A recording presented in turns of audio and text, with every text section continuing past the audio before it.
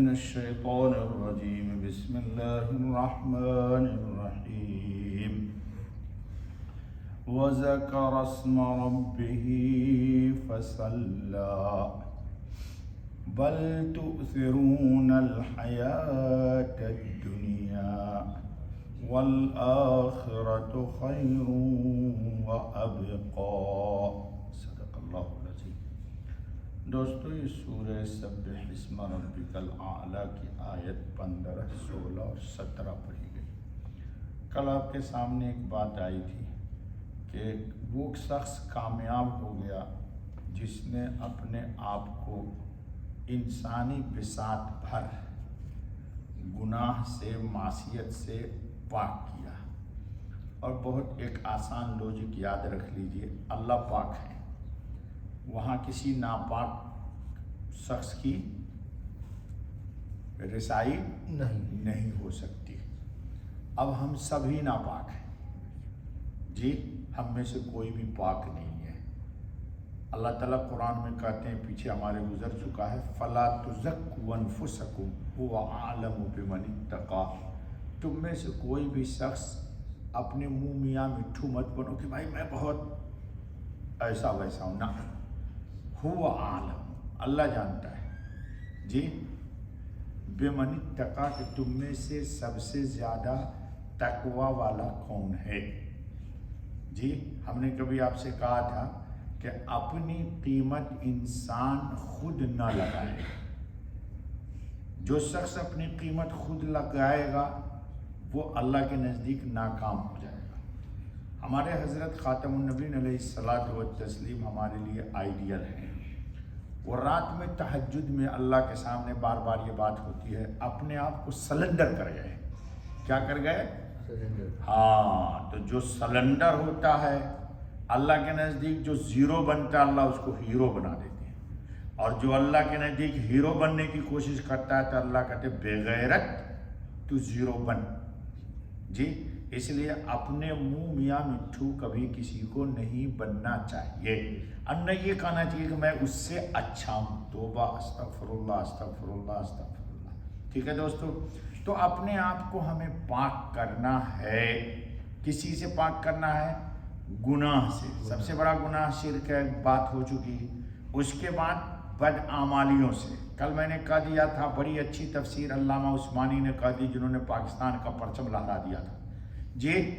کیا کہہ دیا تھا کہ بد زبانی، بد کلامی، بد خیالی، بد گمانی، بد نگاہی جی، ان تمام گناہوں سے ہم کو پاک اپنے آپ کو کرنا ہے، اس لیے کہ اللہ پاک ہے، ہمیں ان کے پاس جانا ہے۔ اللہ کے پاس کوئی ناپاک چیز کی جی رسائی نہیں ہو سکتی، اس لیے کہ وہ تو پاک ہے۔ پاک ہی چیز کو، حدیث میں حضرت نے فرما دیا کہ اللہ طیب ہیں، پاک ہیں، لا یقبل الا طیب، طیب ہی کو قبول کریں گے، ناپاک چیز کو کیا کریں گے لے کر کے، وہ تو پاک ہیں۔ اللہ ہم سب کو گناہوں سے پاک کر دیں۔ آج جو آیت آ رہی ہے دوستو، تو وَذَكَرَ اسْمَ رَبِّهِ فَصَلَّى، اور لیا اس نے نام اپنے رب کا۔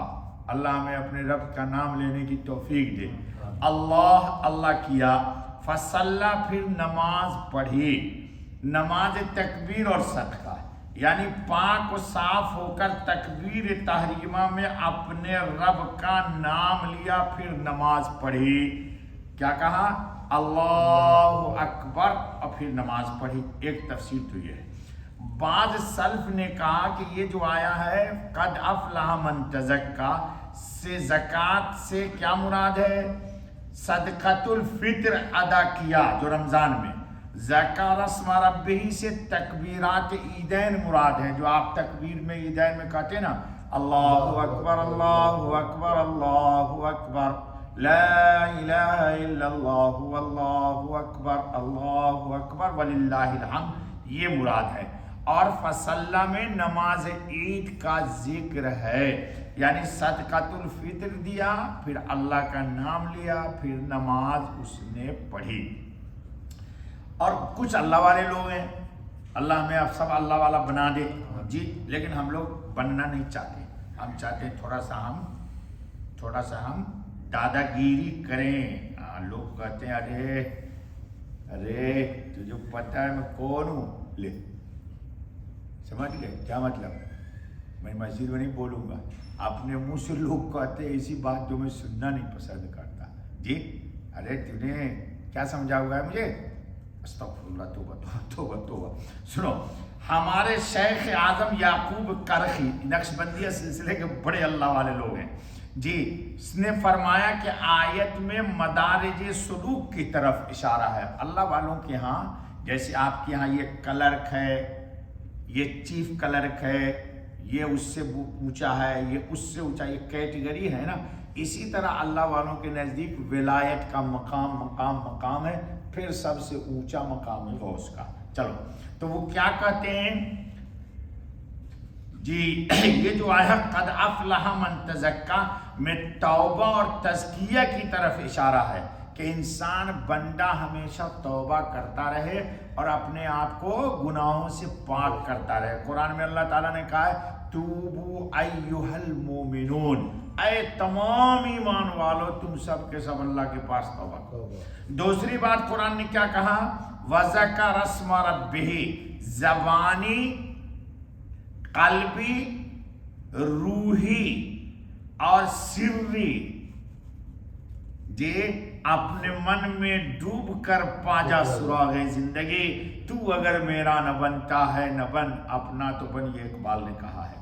ذکر کی پابندی کی طرف اشارہ ہے. یہ جو اللہ تعالیٰ نے کہا وذکر اسم ربہ، اپنے رب کا نام لیتا ہے. میں نے کل پرسوں کبھی کہا تھا کہ تنہائی میں بیٹھ کر کے عادت ڈالیے تھوڑی دیر، 2 منٹ 4 منٹ 5 منٹ، پاک صاف ہو کے وضو کر کے انسان کا دل بائیں چھاتی کے 2 انگل نیچے ہے، ہونٹ کو ہونٹ پہ رکھیے، زبان کو تالو میں سٹائیے اور خیال کو لے کے یہاں آئیے اور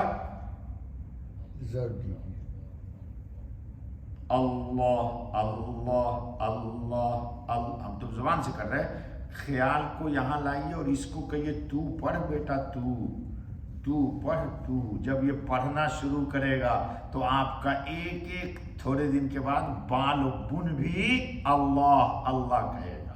لیکن یہ تقریر سے ہمارے نہیں آئے گا، کرنے سے آئے گا. چلو نمبر 3، یہ جو آیا فصلہ، اس میں کہتے ہیں مشاہدہ کے دوام کی طرف اشارہ ہے.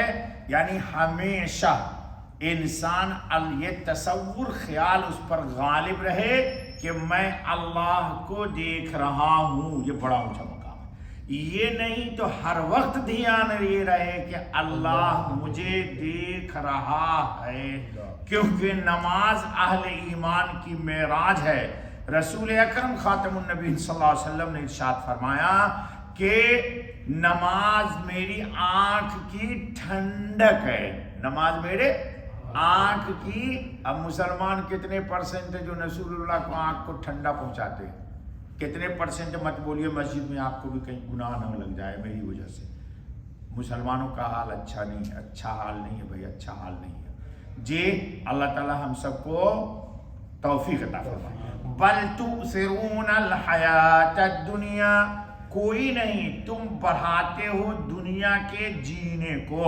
ہم میں سے ہر شخص فانی دنیا کے انتخاب میں لگا ہوا ہے، دنیا کو سجانے بسانے میں لگا ہوا ہے، جبکہ سب کو معلوم ہے، ہم کو بھی معلوم ہے کہ یہ دنیا کو اللہ نے بنایا ہی اس لیے ہے کہ اس کو ایک نہ ایک دن فنا کے گھاٹ اتار دینا ہے. چاہے کتنی اچھی دنیا کوئی سجا لے، شاید اس کا محل رہے گا اور وہ خود قبر میں چلا جائے گا. کہاں گیا ہمارا اکبر، کہاں گیا جہانگیر، اور کہاں گئے شاہ جہاں جس نے تاج محل بنائے تھے جی؟